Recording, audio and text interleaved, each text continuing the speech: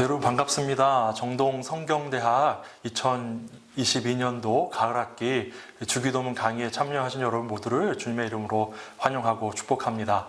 여러분 8주의 시간 동안 이 주기도문을 통해서 그리스도인의 정체성과 그리고 삶의 방향성을 살펴보는 그런 은혜의 시간 되셨으면 좋겠습니다. 여러분 기대감을 가지고 또 이 강의에 참여해 주시고 또 열심히 또 성경을 보시면서 이 강의에 따라와 주셨으면 좋겠습니다. 제가 먼저 기도하고 강의 시작하도록 하겠습니다. 거룩하신 하나님 감사합니다. 우리를 주의 자녀로 주의 백성으로 불러주시고 그 뜻을 따라 살게 하시니 감사합니다. 예수님이 가르쳐 주신 그 기도에 우리의 정체성이 담겨 있고 삶의 방향성이 담겨 있습니다. 그 기도를 우리가 놓치지 않게 하시고 우리 삶에서도 언제나 하나님께 기도하며 하나님의 뜻을 묻고 그 뜻에 순종하며 살아갈 수 있도록 인도하여 주시옵소서.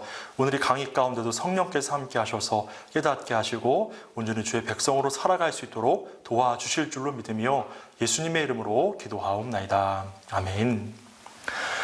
오늘부터 8주간 주기도문을 가지고 우리 함께 그리스도인의 정체성 그리고 삶의 방향성을 함께 살펴보고자 합니다. 오늘은 그 첫 번째 시간으로 주기도문의 전반적인 내용들, 주기도문은 무엇인가 라는 주제를 가지고 함께 내용을 살펴보고자 하는데요. 여러분 잘 아시는 것처럼 예수님은 이 땅에 살아가시면서도 기도를 굉장히 중요시 하셨습니다. 예수님의 공생의 시작도 광야에서 40일간 금식 기도하면서 시작하셨고 또 예수님이 자신의 삶을 마감할 때도 겟세마네 동산에서 간절히 하나님께 기도하셨죠. 예수님은 정말 땀방울이 핏방울이 되도록 간절히 하나님께 기도하면서 하나님의 뜻을 묻고 하나님의 뜻에 따라 행하시려고 최선을 다하셨습니다. 그런데 이런 생각도 듭니다. 왜 예수님은 하나님이셨는데 왜 기도하셨을까? 지혜와 권능이 충만하시고 하나님과 동등된 분이셨는데 왜 기도하셨을까? 이런 의문도 갖게 되죠. 그런데 여러분, 예수님은 인간의 몸을 입고 이 땅에 오셨습니다. 인간의 몸을 입고 이 땅에 오신 예수님은 이 땅의 사명을 감당하실 때 온전히 하나님의 뜻대로 감당하시기 위해서 그렇게 기도하셨던 것이죠. 예수님의 목적은 하나님의 뜻을 행하는 데 있으셨기 때문입니다. 이것이 바로 기도의 중요성이죠. 우리는 하나님의 뜻을 알고 그 뜻에 합당한 삶을 살기 위해서 우리는 기도하는 것입니다. 예수님이 가르쳐 주신 기도의 내용을 살펴보면서 우리가 어떻게 기도해야 되는지, 우리가 기도하는 그 기도의 내용은 무엇인지 함께 살펴보았으면 좋겠습니다. 먼저 주기도문이 나온 성경의 본문들을 좀 살펴보고자 하는데요. 이 주기도문은 두 곳에서 기록되어 있죠. 한 곳은 누가복음이고요. 하나는 마태복음입니다. 누가복음에 보면 이렇게 기록하고 있습니다. 누가복음 11장 2절에서 4절에 보면 예수께서 이르시되 너희는 기도할 때에 이렇게 기도하라. 아버지여 이름이 거룩히 여김을 받으시오며 나라가 임하시오며 우리에게 날마다 일용할 양식을 주시옵고 우리가 우리에게 죄 지은 자 사람을 용서하오니 우리 죄도 사하여 주시옵고 우리를 시험에 들게 하지 마시옵소서 하라 라고 그렇게 기도하신 내용이 담겨져 있습니다. 그런데 이 누가복음 11장 2절에서 4절에 앞서는 1절의 말씀을 보면 이렇게 말씀합니다. 예수께서 한 곳에서 기도하시고 마치심에 제자 중 하나가 여짜오되 주여 요한이 자기 제자들에게 기도를 가르치신 것 같이 우리에게도 가르쳐 주옵소서. 요한이 그들의 제자들에게 기도를 가르쳐 준 것처럼 예수님도 당신의 제자인 우리들에게 기도를 가르쳐 달라고 그렇게 요청하는 내용을 우리가 살펴보게 됩니다. 그런데 예수님의 제자들은 유대인이었죠. 유대인들은 그 누구보다 기도에 정통한 자들이었습니다. 그들은 매일 기도하는 것이 있었죠. 이들은 기도를 할 줄 몰라서 예수님께 기도를 가르쳐 달라고 요청한 것이 아닙니다. 유대인들의 기도는 카디시 기도와 또 18번의 축복 기도가 있었고 이 18번의 축복 기도는 매일 3번씩 정해진 때에 그들이 의무적으로 기도했던 내용들입니다. 그런데 이렇게 기도에 정통했던 유대인들이 예수님께 기도에 대해서 가르쳐달라고 요청했던 이유는요. 메시아 임재와 그리고 하나님 나라의 도래에 대한 그들의 기대가 있었기 때문입니다. 메시아가 이 땅에 와서 하나님 나라를 이루도록 하려면 그에 앞서서 유대인들이 회개하고 하나님께 새롭게 헌신하고 순종해야 하는 일들이 일어나야 된다고 생각했던 것이죠. 이러한 부흥운동을 한 사람이 바로 세례 요한이었습니다.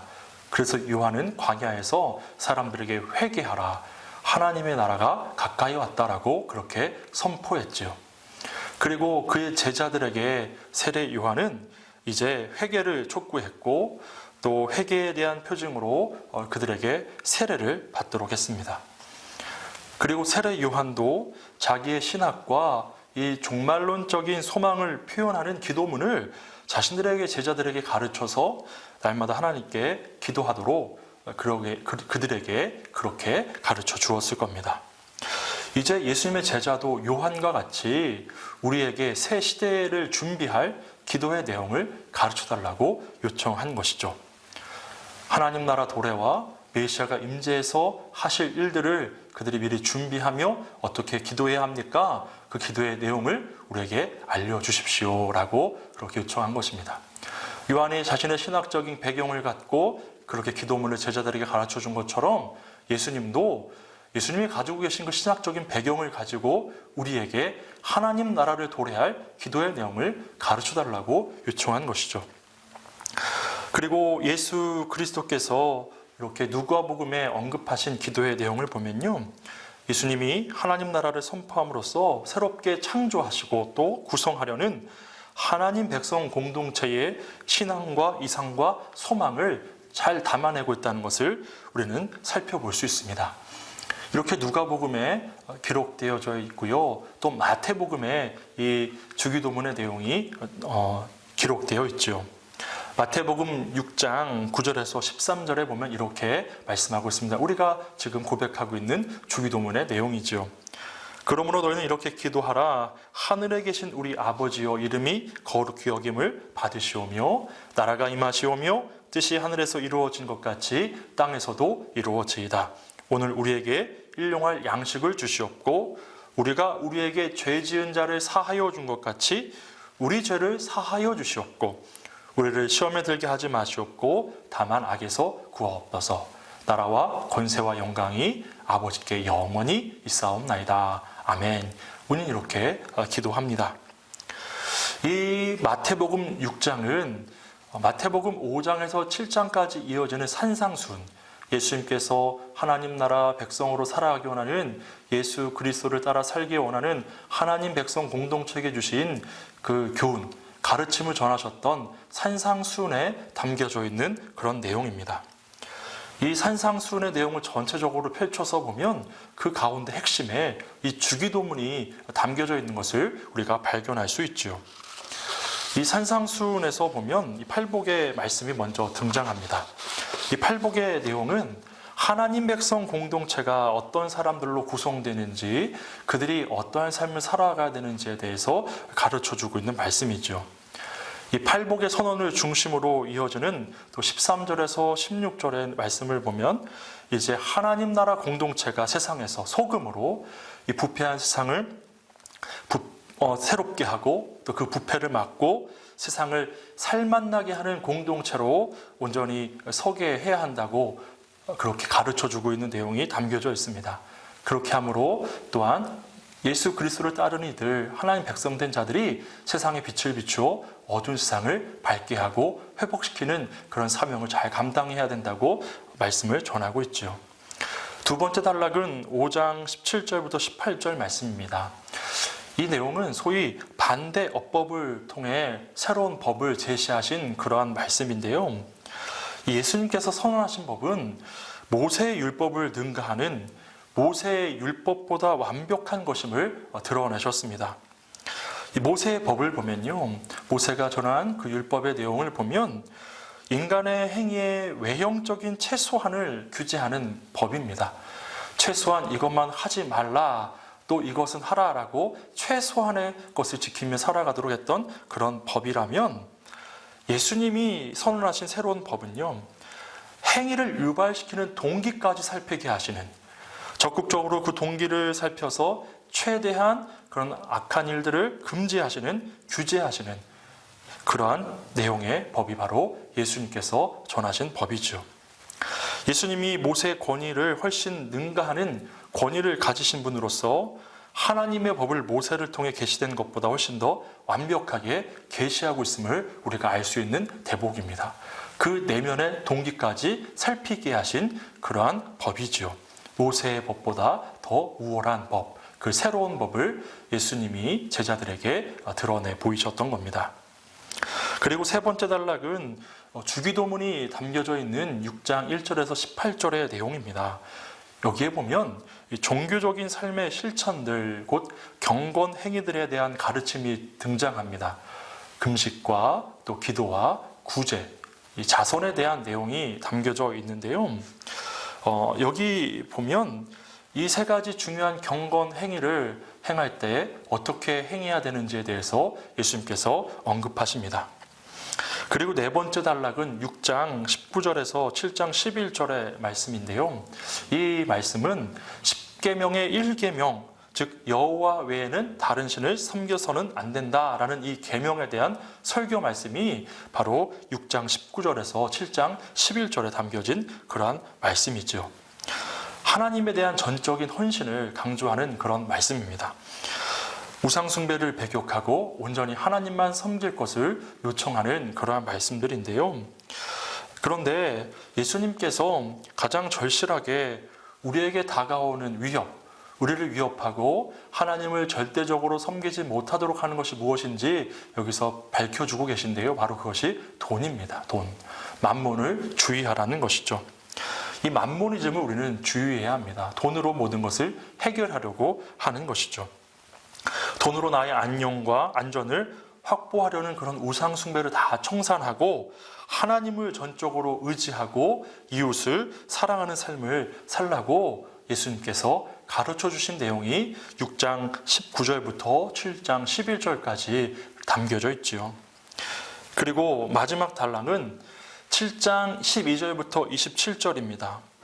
행위의 열매를 보고 그 나무를 알 수 있다고 합니다. 예수님은 지금 자신이 새롭게 계시하시는 이 법을 듣기만 하는 자는 모래 위에 집을 지은 어리석은 자와 같다고 합니다. 듣기만 해서는 아무것도 너희에게 유익하지 않다는 것이죠. 그러면 어떻게 합니까? 행해야 하는 것이죠. 들은 것을 행할 때 그것이 믿는 자들의 삶에 하나님 백성들, 하나님 자녀들의 삶에 온전히 적용되고 그것이 선하게 나타나게 된다는 겁니다. 그래서 이것을 듣고 행하는 자는 반석 위에 집을 짓는 지혜로운 자라고 그렇게 권면하시면서 산상수훈을 마치셨지요. 이렇게 주기도문은 이 산상수훈의 전체 문맥 가운데 가장 핵심 부분에 담겨져 있습니다. 6장 1절에서 18절의 종교행위에 대한 가르침 단락에 그 중앙에 들어가 있죠. 여기서 자선과 구제할 때 예수님께서는 자기 과시나 자기 만족을 위해 이 자선을 하지 말라고 가르쳐 주셨습니다. 또 기도에 대한 가르침을 주셨고요. 셋째로 금식에 대한 가르침을 주실 때는 금식하는 것을 사람들에게 드러내지 말라고 강조하시면서 오히려 금식할 때 더 얼굴을 깨끗이 하고 또 더 즐겁게 하면서 금식을 하라고, 자신이 금식하는 것을 과시하거나 사람들이 알도록 나타내지 말라고 그렇게 가르쳐 주신 부분을 보게 됩니다. 그리고 그 가장 핵심에 이 주기도문을 담아 놓으심으로써 이 주기도문이 이 하나님 나라 백성들, 하나님 나라 공동체가 지향해야 될 그 지향점이 무엇인가를 가장 확연하게 정확하게 드러내주는 그런 내용이라는 것을 우리에게 알게 하신 겁니다. 이렇게 예수님은 정교하게 산상수훈의 내용을 하나님 나라 백성들에게, 그 나라에 속한 자들에게 전하셨고 그 핵심에 주기도문을 배치하심으로 그 핵심이 무엇인지 그들에게 가르쳐 주신 것이죠. 결국 여기서 예수님께서 강조하신 이 기도의 내용은요, 하나님 백성의 가장 근본적인 도리이고요, 이 기도를 통해서 우리는 하나님 백성으로서의 이 땅을 살아가야 될 힘을 얻을 수 있는 겁니다. 이러한 내용들이 이 주기도문의 구조를 살펴보면 이렇게 가장 핵심 부분에 주기도문을 담고 있는 것을 보게 되고요. 그러면 주기도문, 이 산상수훈의 핵심에 배치되어 있는 이 주기도문의 구조를 좀 살펴보면 먼저 하나님의 이름을 부르고 있죠. 하나님의 이름을 부르고 부름으로 시작하고 6개의 청원이 담겨져 있습니다. 그리고 마지막에 성령으로, 우리가 성경에는 가로로 표시되어 있는데요. 그 내용은 조금 뒤에 살펴보도록 하겠습니다. 이 6개의 청원은 또 당신 청원과 우리 청원으로 3개씩 나뉘어지지요. 처음에 하나님의 이름을 부릅니다. 하늘에 계신 우리 아버지요. 그리고 3개의 당신 청원이 바로 언급되지요. 이름이 거룩히 여김을 받으시오며 나라가 임하시오며 뜻이 하늘에서 이루어진 것 같이 땅에서도 이루어지이다. 그리고 3개의 우리 청원이 이어집니다. 우리에게 일용할 양식을 주시옵고 우리가 우리에게 죄 지은 자를 사하여 준 것 같이 우리 죄를 사하여 주시옵고 우리를 시험에 들게 하지 마시옵고 다만 악에서 구하시옵소서. 그리고 성령이 나오죠. 유대인들은 기도할 때 늘 성령을 붙였습니다. 예수님도 성령을 붙이셨을 겁니다. 나라와 권세와 영광이 아버지께 영원히 있사옵나이다. 이렇게 이 구조를 분석해 보면요, 전반부는 하나님의 목적과 뜻과 계획을 위한 기도가 담겨져 있고요, 후반부에는 우리, 바로 이 땅을 살아가는 하나님 백성들의 필요에 대한 기도의 내용이 나옵니다. 그리고 기도를 마치시면서 성령으로 끝나죠. 본래 이 성령은 누가복음 본문이나 오래된 마태복음 사본에는 담겨져 있지 않습니다. 그래서 가로로 표시하고 있는 것이죠. 그런데 유대인들의 회당 기도의 습관상 이 성령으로 끝나는 것이 관례였습니다. 유대 기도는 항상 성령으로 끝났죠. 유대인이셨던 예수님도 이 기도를 마치시면서 성령으로 분명히 마치셨을 겁니다. 그래서 마지막 부분에 나라와 권세와 영광이 아버지께 영원히 있사옵나이다라고 그렇게 성령으로 기도를 마무리하고 있는 것이죠. 그러면 이제 유대 기도에 비추어 본 주기도문의 독특함을 좀 살펴보고자 하는데요. 대표적인 유대 기도는 아까 말씀드렸던 카디시 기도와 18번의 축복 기도가 있습니다. 이 카디시 기도는 회당에서 설교 끝에 회중이 함께 드린 기도입니다. 그리고 18번의 축복 기도는요, 하루에 3번 아침과 오후가 시작할 때와 석양 때에 그들이 하나님께 의무적으로 기도해야만 했던 기도의 내용이었습니다. 이 주기도문과 이 기도들을 비교해 보면요, 이 카디시 기도는 주기도문 전반부 내용과 비슷합니다. 내용을 살펴보면 그분의 위대한 이름이 높여지고 거룩히 여겨지이다. 그분의 뜻을 따라 지으신 나라 안에서 그분이 자신의 나라 또는 다스리게 하시길 너희들의 생애에 그리고 너희들의 날들에 그리고 이스라엘 집안 전체의 생애에 신속히 그리고 조만간 그분의 위대한 이름이 영원부터 영원까지 찬양되게 하소서. 이에 대해 말하라. 아멘. 이런 내용입니다. 이 카디시 기도와 주기도문의 차이는 카디시 기도는 3인칭으로 되어 있고요, 이 주기도문은 2인칭으로 되어 있다는 겁니다. 곧 예수님이 아버지, 아빠에게 아뢰는 그런 기도의 형식으로 되어 있다는 것이죠. 좀 더 하나님과 밀접한 관계에서 기도하는 내용이 바로 주기도문의 내용입니다. 이 두 번째 차이는요, 이 카디시 기도는 3인칭과 함께 그 명사들이 곧 그분의 이름이 높아지고 그분의 나라가 다스려지고 그분의 이름이 찬양되게 하소서라는 식으로 표현한 데 반해서 예수님의 기도는 굉장히 단순하게 되어 있죠. 단순하게 바로바로 직언하는 그런 곧바로 말씀드리는 형태의 그런 내용으로 되어 있는, 형식으로 되어 있는 것을 우리는 살펴볼 수 있습니다. 그리고 18번의 축복기도, 그들이 아침에 그리고 오후의 시작에 석양에 3번 의무적으로 기도했던 이 18번의 축복기도의 내용을 살펴보면요, 이 주기도문과 반대로 자기들의 필요를 구하는 기도를 먼저 그들이 배열하고 또 기도했습니다. 그리고 나서 종말론적인 소망, 하나님의 뜻에 대한 그 기도의 내용이 뒤에 따라오죠. 그런데 여러분, 주기도문에는 하나님 나라와 그 의를 구하는 것이 먼저 나오고 그리고 그 뒤에 우리의 필요를 아뢰는 기도가 나오는 것을 보게 됩니다. 여러분, 무엇을 말하는 것일까요? 이 주기도문과 산상수훈이 밝히는 것처럼 우리에게 필요한 여러 가지 것들은 하나님 나라가 도래하면, 임재하면 우리에게 자연스럽게 찾아오는 것입니다. 우리에게 자연스럽게 주어지는 것이죠. 무엇이 먼저인지 우리가 살펴볼 수 있는 대목입니다. 이 18번의 축복기도가 자신들의 필요를 먼저 구했다면 주기도문은 하나님의 뜻과 목적과 하나님의 소망을 먼저 기도하고 자신들의 필요를 그 이후에 구했죠. 무엇이 먼저인지 우리는 살펴보아야 할 것입니다. 여러분, 산상수훈의 가장 핵심은 결국 6장 33절이고 이 6장 33절은 기도문, 이 주기도문의 요약이라고 할 수 있습니다.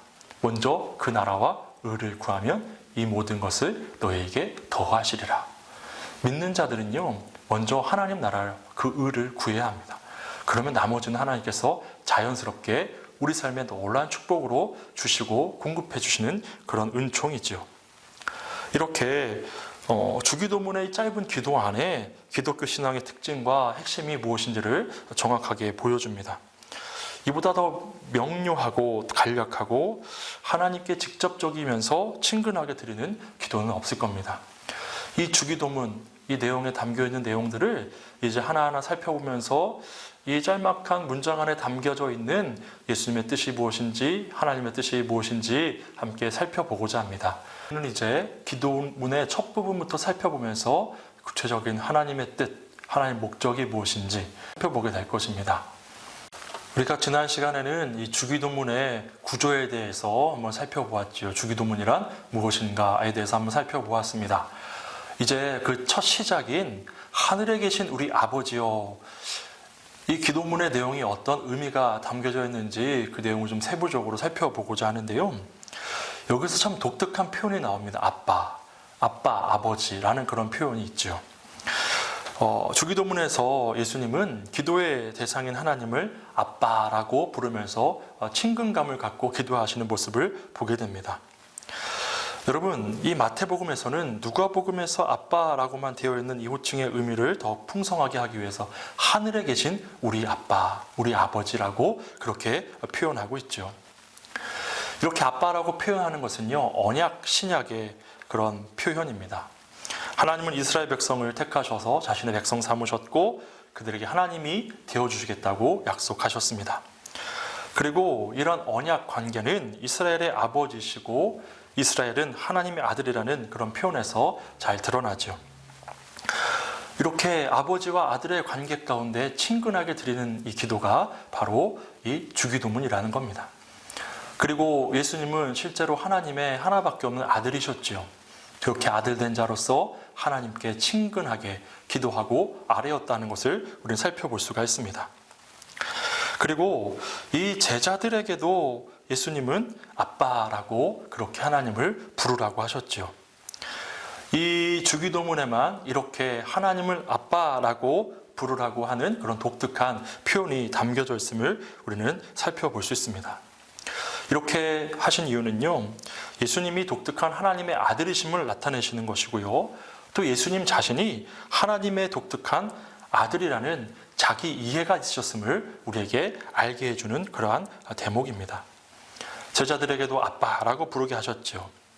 예수님은 이 하나님 나라 도래를 위한 자신의 사역을 하시는 가운데 그 복음을 통해 새롭게 된 자들이 다 이제 하나님의 자녀가 되어서 하나님을 아빠, 아버지라 부를 수 있는 존재가 되었음을 그들에게 알게 하신 것입니다.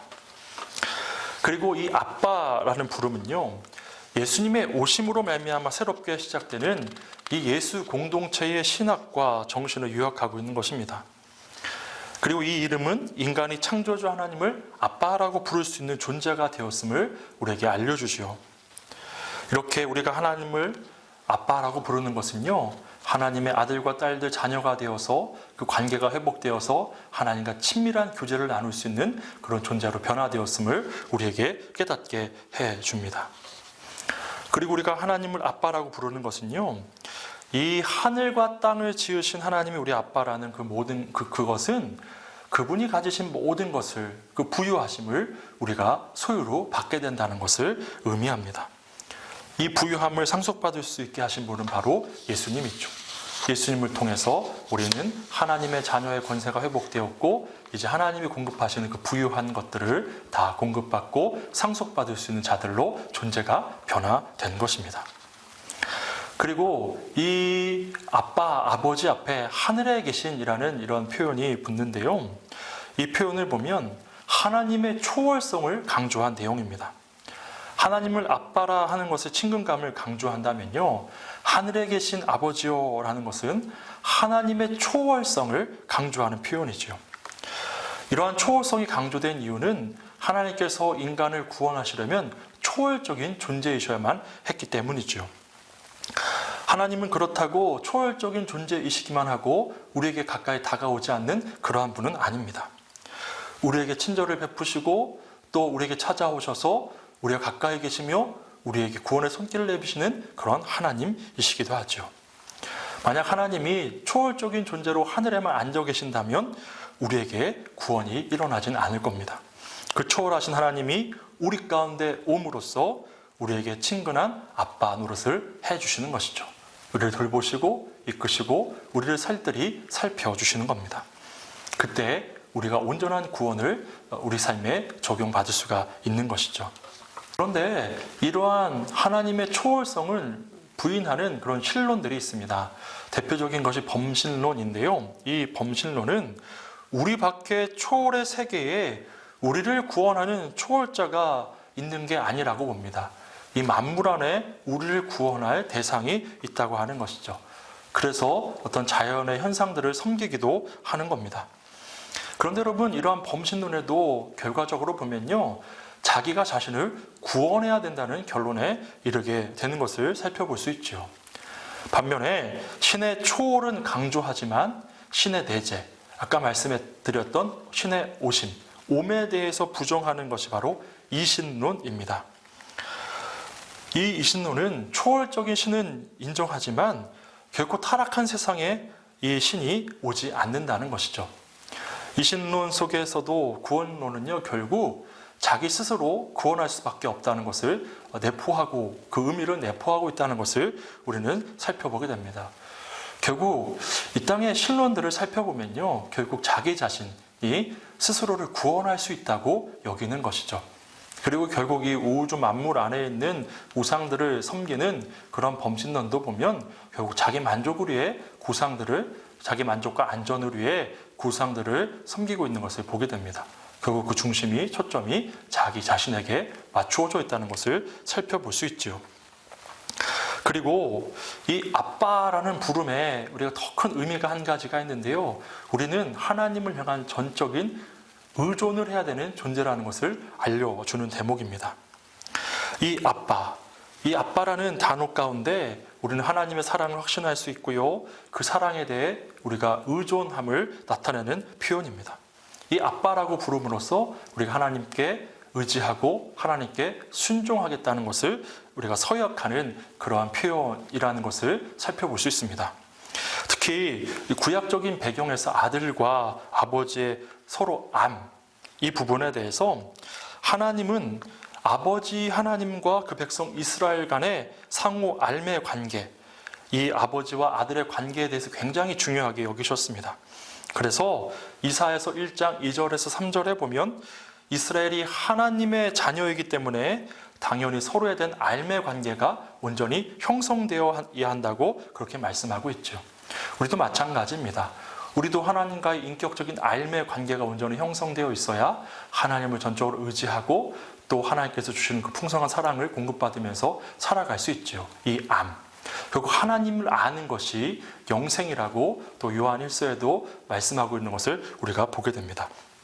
이런 인격적인 그 인격적인 관계를 통해 의존적, 하나님을 의존하며 살아가야 되는 존재가 바로 저와 여러분을 임을 알게 해주는 그런 단어가 바로 아빠라는 그 부름 안에 담겨져 있음을 우리는 살펴볼 수 있죠.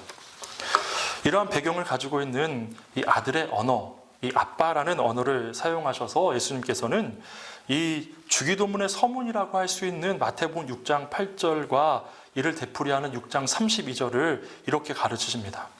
너희 하늘에 계신 아버지께서 너희가 기도하기 전에 이미 너희의 필요함을 다 아신다. 하나님이 우리의 필요를 다 아신다는 것이죠.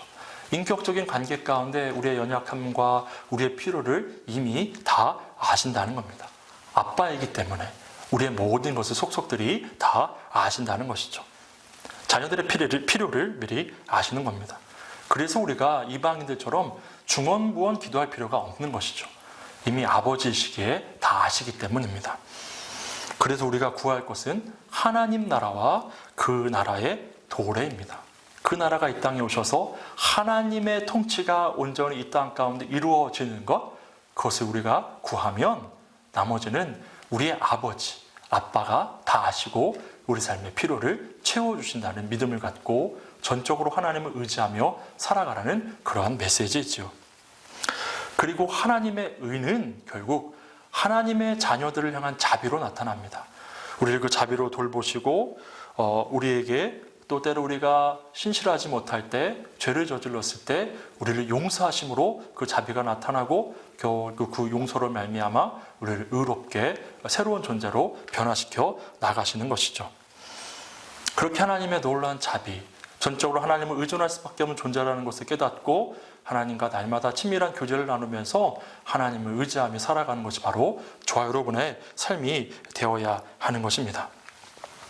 그래서 이 주기도문의 첫 마디인 아빠는 하나님에 대한 가장 기본적인 신뢰를 바탕으로 하고 있는 고백입니다. 이 아빠 부름에 따라 나오는 모든 청혼의 근본이 되는 것이죠. 아빠이시기에 우리의 모든 것을 아시기에 하나님께 아뢰일 수 있는 것입니다.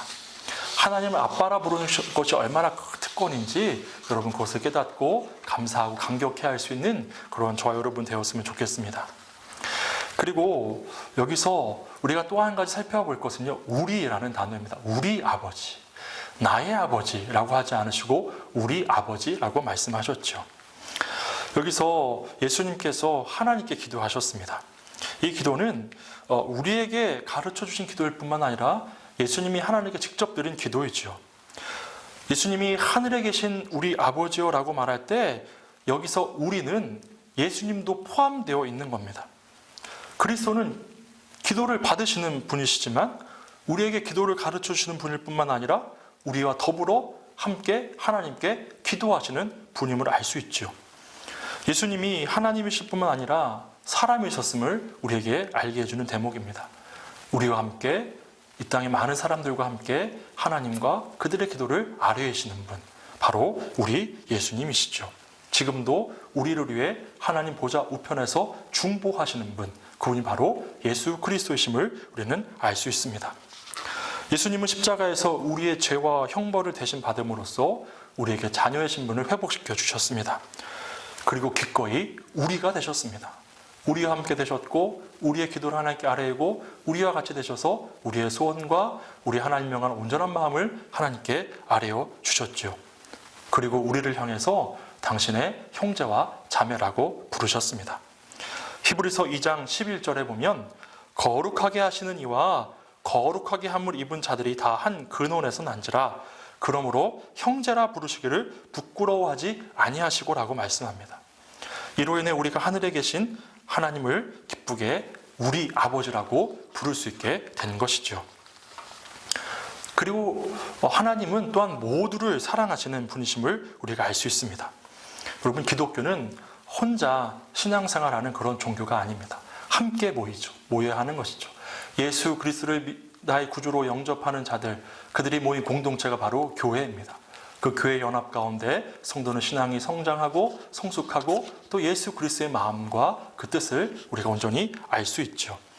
그리고 서로 사랑 가운데 예수 그리스도의 놀라운 뜻을 실천하며 살아가게 되는 겁니다. 어떤 율법사가 예수님께 이렇게 물었습니다. 율법 가운데 가장 우선되는 율법이 무엇입니까? 라고 물었죠. 그 물음에는 그들이 지키는 율법에 나오는 613개의 조항 가운데 가장 중요한 계명이 무엇입니까? 라고 그렇게 물었던 겁니다.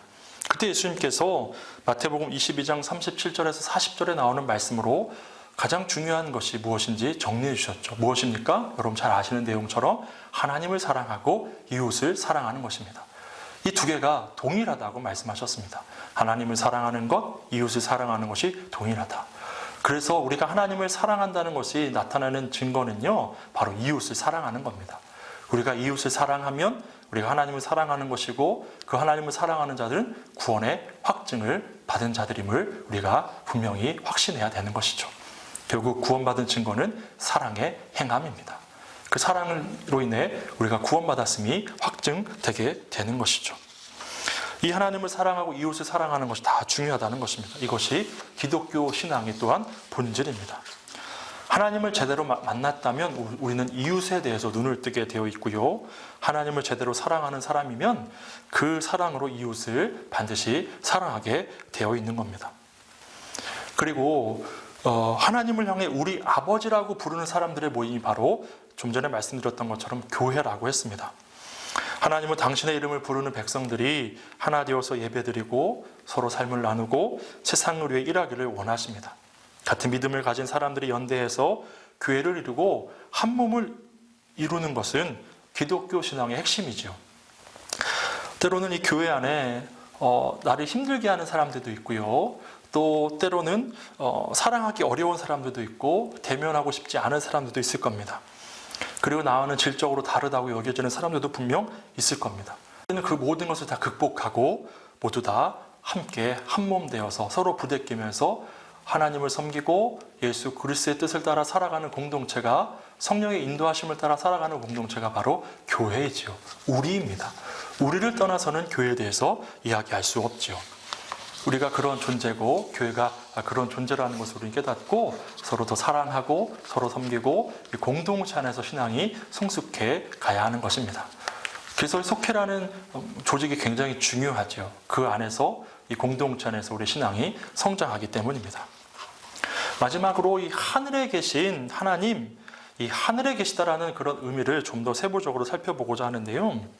이 하나님의 피조물과 구별되심을 알게 해주는 단어가 바로 하늘에 계신입니다. 하나님께서 창조하신 모든 피조물에는 하나님의 창조의 흔적이 담겨져 있죠. 우리 안에 하나님의 형상이 있습니다. 그리고 우리 그리스도인들은 이 성경만이 아니라 하나님의 창조 세계 속에 담겨져 있는 하나님의 흔적도 발견하면서 그 안에서 기뻐할 수 있어야 합니다.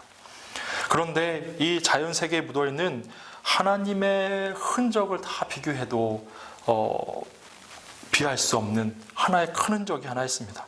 바로 인간의 영혼과 정신 안에 담겨져 있는 하나님의 흔적입니다. 그것이 바로 하나님의 형상이죠. 우리 안에 하나님의 형상이 담겨져 있습니다. 이 하나님의 형상은 우리의 전 인격적인 부분까지 다 포함하고 있죠.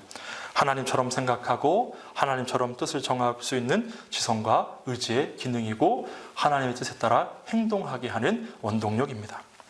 이처럼 하나님과 하나님을 닮은 존재인 인간과 하나님께서 창조하신 세계 사이에 불가분의 연속성이 있습니다.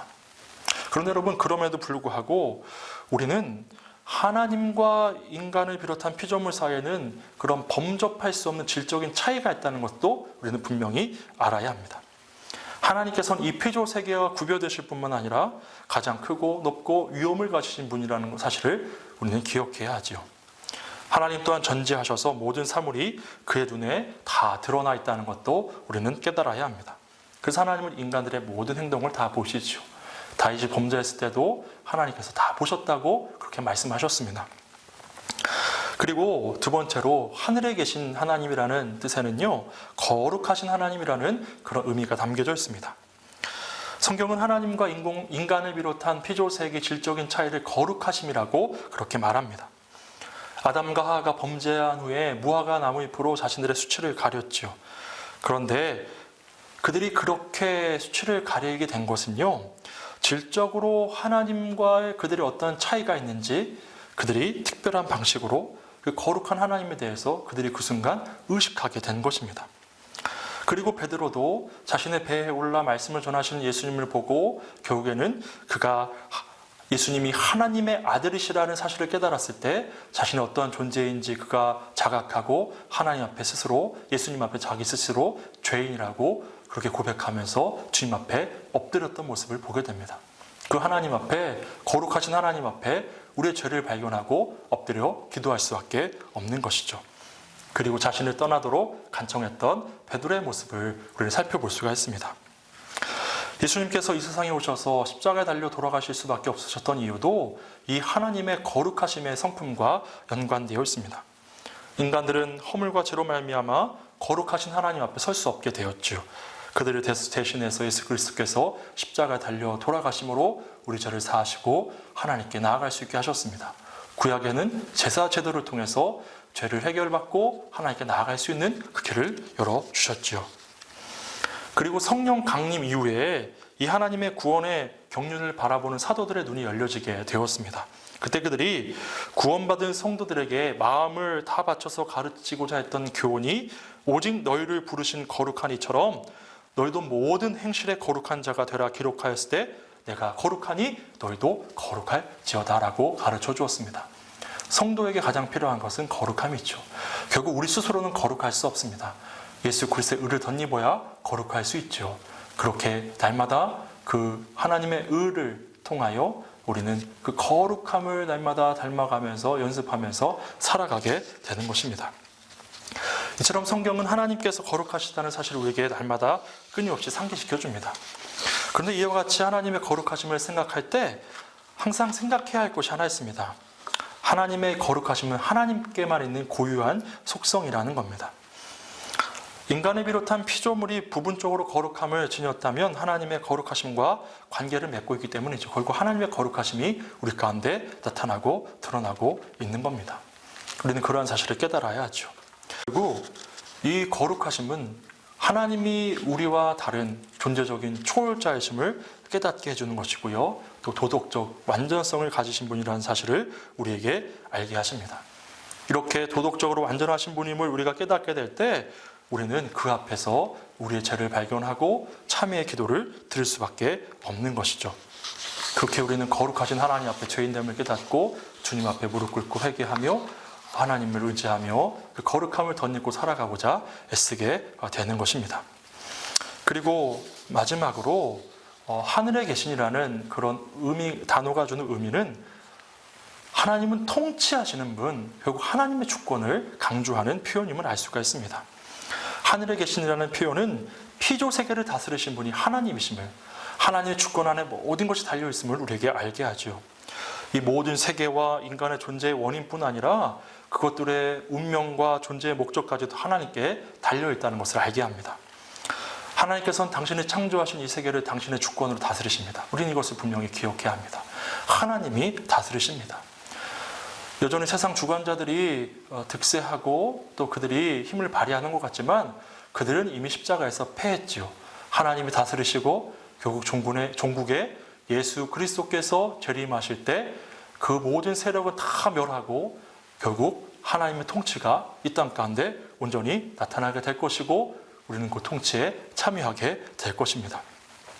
특별히 하나님은 당신과 교제할 수 있는 인간들을 당신의 지성과 의지로서 통치하십니다. 하나님의 계시를 깨닫게 하시고 때로 우리를 징계하시고 상벌을 내리심으로써 그 뜻대로 살게 하시려는 당신의 의지를 드러내 보이시죠. 그래서 우리에게 때로 어려움을 당하게 하고 시험하시기도 하고 때로 우리를 징계하셔서 다시 하나님께로 돌이키게 하시는 겁니다. 그것이 하나님의 의지이지요. 우리로 하여금 온전한 하나님 백성으로 살게 하시려는 그 하나님의 의지의 표현입니다. 이렇게 인간들이 보기에도 무질서한 세상 속에서 하나님의 영원한 구원 계획은 차질 없이 수행됩니다. 왜냐하면 하나님의 나라는 영원한 나라고요. 주님의 통치는 대대에 이르기 때문입니다. 이러한 사실은 우리에게 인내와 믿음을 요구합니다. 하나님의 주권을 인정할 때 우리 인내할 수 있고요. 믿음으로 모든 상황을 극복하고 하나님을 바라보며 살아갈 수 있죠. 하나님이 온 우주를 다스리시고 우리 자녀들의 유익을 위하여 모든 사건들을 정돈하신다는 것을 우리는 분명히 알아야 합니다.